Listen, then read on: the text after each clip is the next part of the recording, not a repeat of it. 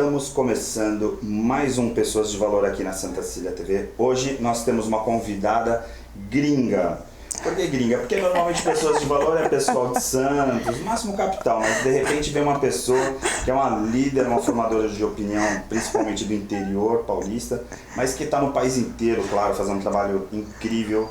Simone, te apresentei bem, uma empresária executiva, mas principalmente diretora de uma das principais escolas de negócio no estado de São Paulo. Deita e rola pelo interior e está aqui no litoral. Inclusive a gente ficou sabendo que o responsável aqui no litoral também é top dos tops, né? Então assim, realmente está com tudo, né, nesse momento de pandemia. E para ajudar na entrevista, nossa parceira Renise Gomes. Renise, a gente veio aqui, particularmente nesse cenário, dentro da de casa, que é onde a gente já grava, porque tem uma amiga sua. Fala um pouquinho dessas asas que estão caminhando aqui, porque parece que é uma amiga comum, é isso? É uma amiga comum que fez. Nós estudamos na Zaros, que é a Escola de Negócios da Simone. A Laila, que é a arquiteta que fez essa decoração maravilhosa, então a gente escolheu em homenagem a ela e criando esse nosso clima de reencontro, de tudo isso. Laila Ferreira. E aí, então, o programa hoje é feito por 5 pessoas, né? Porque tem 3 que aparecem no vídeo que vocês estão vendo aí e mais o Diego, que é o diretor das Zaros, que está aqui, né, também nos bastidores, e a Laila, que está super nos bastidores, porque a gente tinha milhares aqui, né, vários cenários para escolher, e a gente veio gravar aqui nas asas da Laila. Então nós estamos protegidos por essas asas, né, da nossa anja da guarda.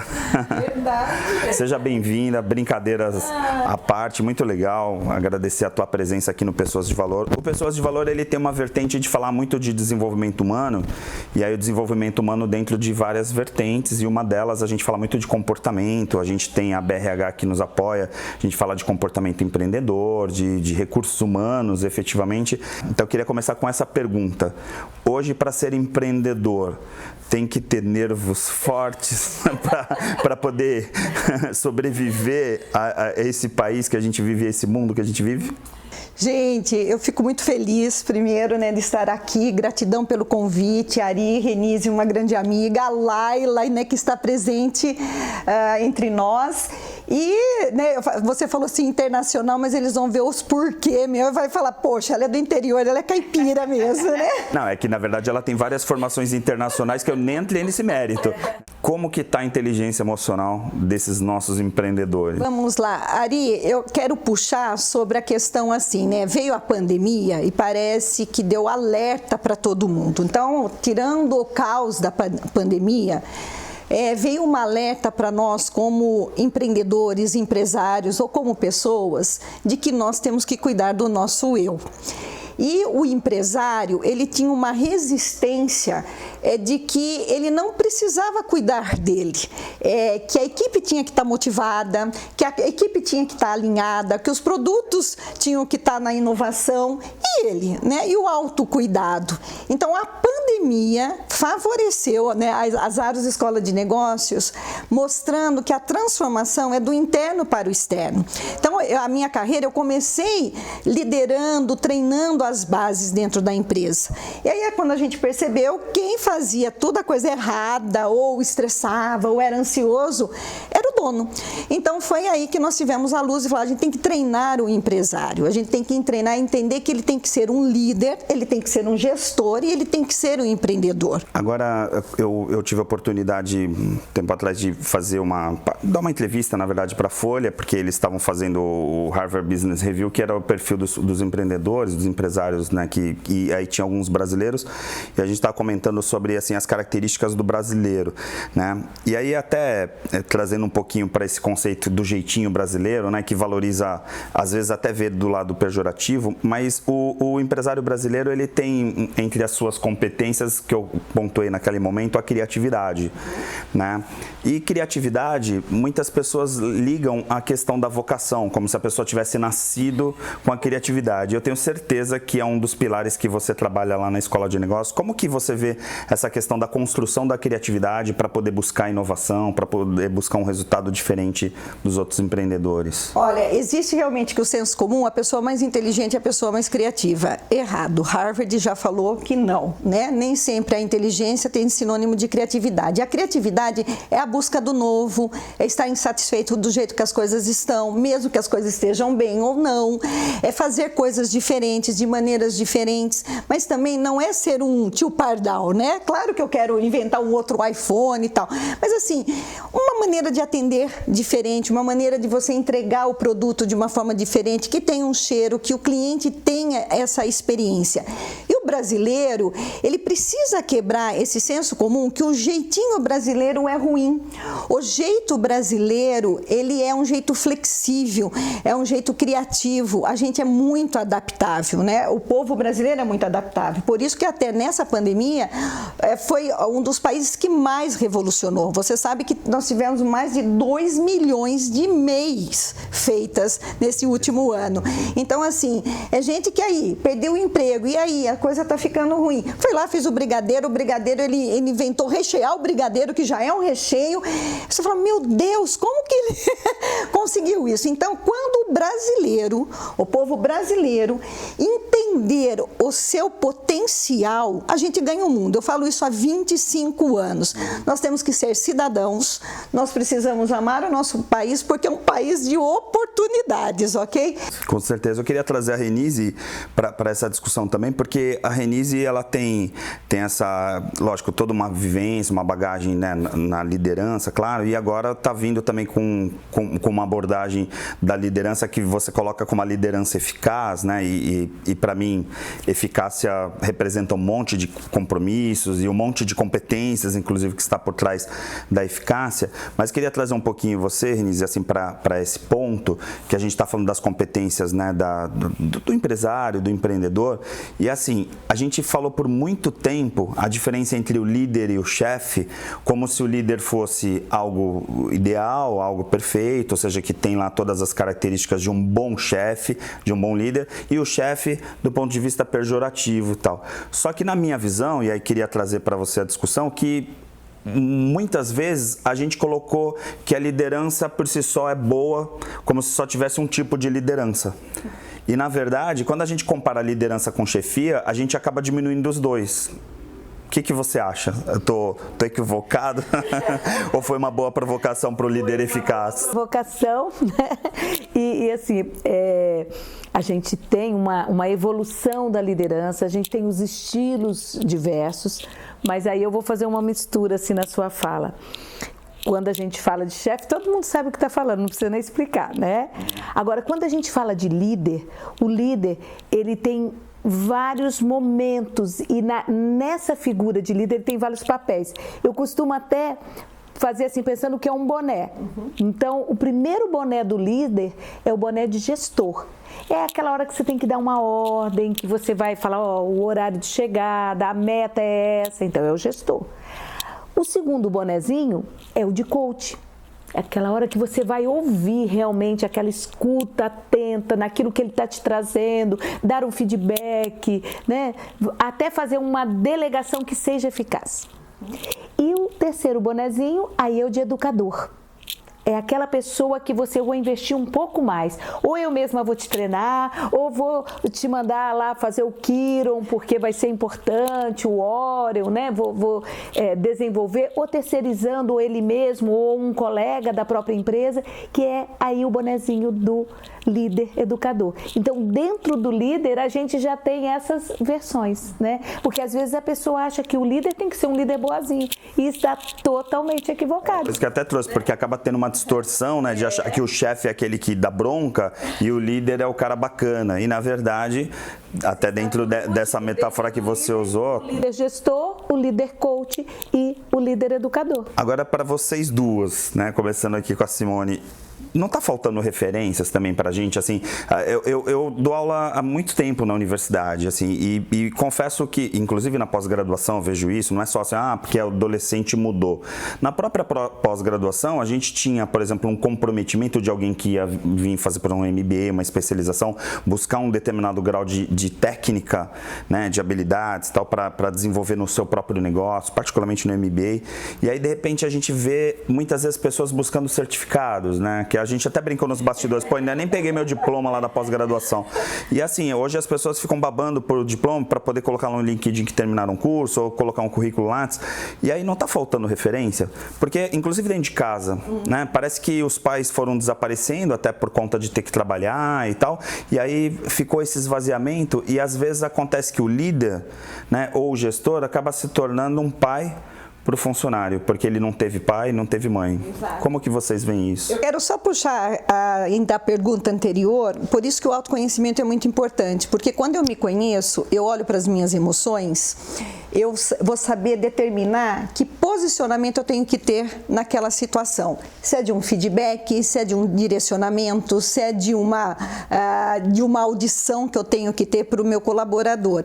Então a gente bate muito nessa tecla lá nas Aros, no Kiron, porque assim, gente, gestão de pessoas, então não existe o líder perfeito, ele é o influenciador, mas de que maneira? Eu já ouvi gente dizer assim, poxa, ele vem dar um feedback na gente, ele chama atenção, puxa a nossa orelha, mas eu quero seguir o cara, por quê? Ele mostra o caminho, e aí, né, já saindo desse caminho, ou indo para esse caminho, aliás, é aí, ó, dar a referência, realmente está faltando. Então, quando o líder, ele dá a referência, mesmo que ele ficou bravo naquele momento, que ele foi um gestor mais rigoroso, as pessoas ficam lá, eu quero ser que nem ele. Então, eu falo muito para os meus empresários, sejam a referência, porque nós estamos num suicídio emocional. Então, quando o líder vem, o dono da empresa, o empresário, ele conversa, ele alinha, ele direciona, ele bate, fala, ó, vem pra cá que é melhor você vir comigo aqui. Esses puxões de orelha é fantástico. E realmente, eu ia falar da educação, eu venho da educação. Então, às vezes, a minha geração, a nossa geração, a gente foi mais tolhido e a gente realmente acabou fazendo besteira com a geração futura, porque o que eu não tive, isso. Porque aí chega nas organizações de repente e você pega um jovem que vai lá na universidade, não respeita o professor, aí o estagiário não respeita o chefe, né, um coordenador, um líder ali imediato, acaba não conhecendo esses degraus, né, porque está acostumado a sempre ouvir sim. E aí, Renise, trazendo para esse conceito que a gente está discutindo, hoje as nossas gerações falam que tem a geração mimimi, porque os caras não sabem receber feedback negativo de jeito nenhum e já ficam reservados, já se fecham, muitos saem da empresa ou saem da escola porque não estão preparados. Falta referência? Falta referência, muita referência, exatamente porque a gente vem de casa, né? Essa falta de orientação, essa falta de limites, essa falta de nãos, né? De realmente educar, de realmente ensinar, de passar os valores, de passar essa coisa do que é o eixo interno, né? E quando na empresa, primeiro voltando para essa parte que a Simone falou, na empresa você vai ter um líder que é a referência, que usa a liderança inspiradora, né? Que vai realmente tocar a empresa como um todo. A gente sabe que o gestor, ele é quase 80% da empresa. O jeito que ele chega, ele coloca o seu dedinho ali, a sua marca vai ficar. A sua marca pessoal vai ficar na empresa, tem a cara dele, né? E aí tem uma série de coisas, a liderança positiva, né? Também é uma coisa que vai para o próprio ambiente, o clima da empresa, isso vai pesar. Olha, o legal do Pessoas de Valor é isso, é que quando chega a hora de chamar um intervalo, todo mundo fica, caramba, já passou metade do programa. Pois é, a gente vai para o intervalo rapidinho e a gente volta no segundo bloco.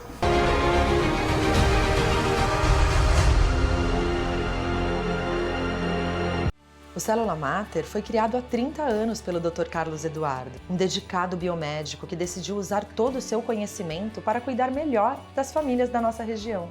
Ao longo das décadas, o Célula Mater cresceu e conquistou a confiança da população com seu atendimento humanizado, virando referência de qualidade em análises clínicas e de precisão nos resultados de exames laboratoriais. Laboratório Célula Mater, presente no momento em que você mais precisa.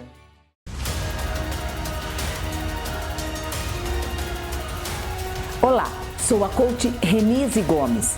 Minha missão é desenvolver o potencial das pessoas para levá-las ao melhor delas mesmas.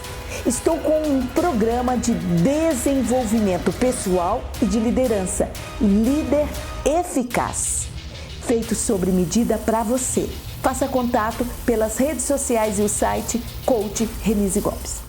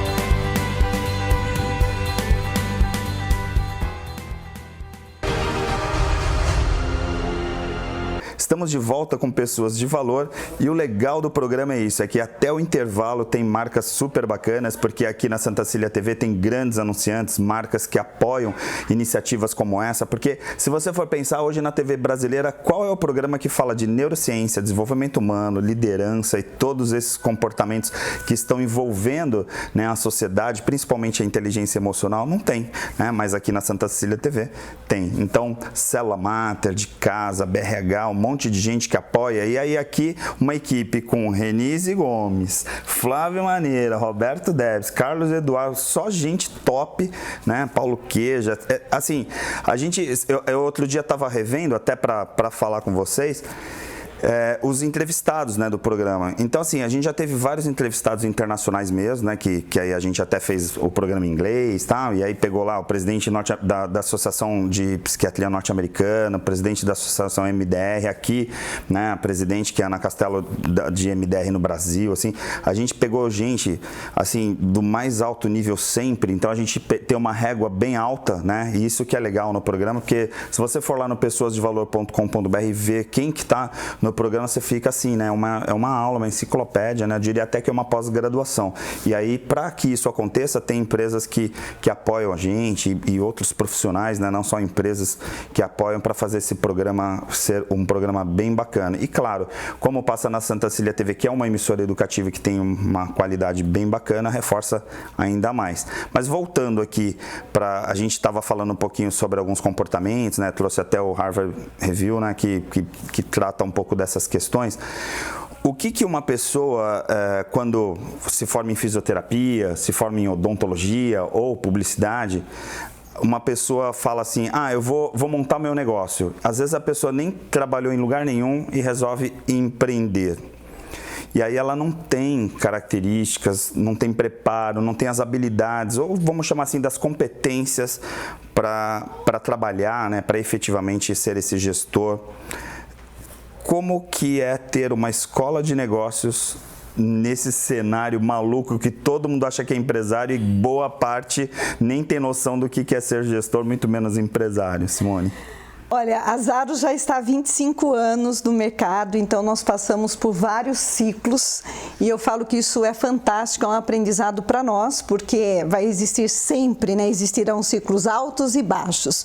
Então a primeira coisa que eu quero falar, assim, que nos ciclos altos das vacas gordas, como diz lá em Limeira, é aí que a gente tem que fazer a lição de casa, planejamento, organização, tá lá em cima, fazer a coisa diferente, inovar. Porque agora que vier os ciclos baixos, que vai reduzir muitas coisas, nós já estamos preparados, nós já estamos fortalecidos.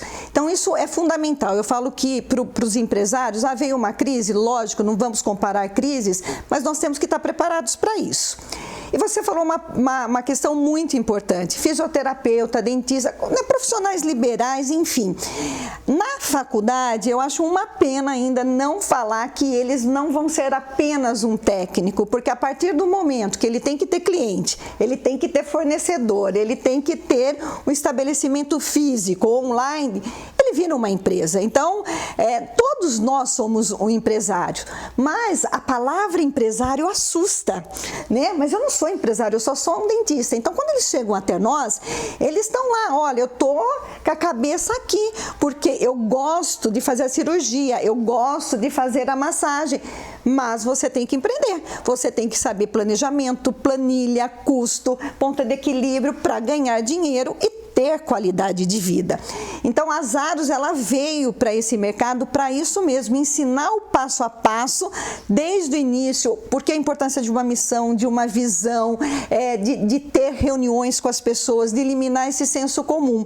Então, e nesse meio aí da pandemia, as pessoas acordaram, mas nós sabemos, Ari e Renise, que metade não vão ficar. Por quê? Porque pode ser a geração que acredita que a curto prazo o retorno vem e não vem. Para você ser um empresário, empreendedor, você tem que estar ciente do seguinte: o resultado vem a médio e a longo prazo. Então, persista. Então, é esse recado que a gente deixa para o pessoal. Legal. E aí também, Renise, a gente falando sobre inteligência emocional, que a gente gosta muito, a gente até tem feito algumas lives, a gente já introduziu um conceito mais novo, que até o Flávio Maneira, aqui no Pessoas de Valor, também falou, né, um dia num programa, que é a gestão da emocionalidade, né? A gente não fala mais inteligência emocional, porque na verdade a gente está falando de gerenciar, né, de administrar as nossas emoções e, mais que isso, as nossas reações emocionais. E para ser um empresário no Brasil que a gente vive, e aí é um Brasil dos últimos 25, 30 anos, porque não é uma coisa que a pandemia, né, a gente já teve se brincar economicamente até situações mais dramáticas, né, e aí de repente a gente tem que ter uma resiliência, tem que ter algumas características emocionais muito fortes, porque eu fico imaginando como é um empresário que acabou de construir uma nova sede, reformou tudo no dia 16 de março de 2020, depois de colocar alguns milhões na sua loja ou no seu restaurante, e ouvir num telejornal lá no Caderno Regional: a partir de hoje tudo vai fechar. E aí? É o que a Simone colocou, a questão interna é a primeira, né? Então, dentro da gestão da emoção, né, da inteligência emocional, a gente tem que começar pelo autoconhecimento, né? Primeiro a consciência de si mesmo, para ter esse eixo forte, para aguentar o que vier.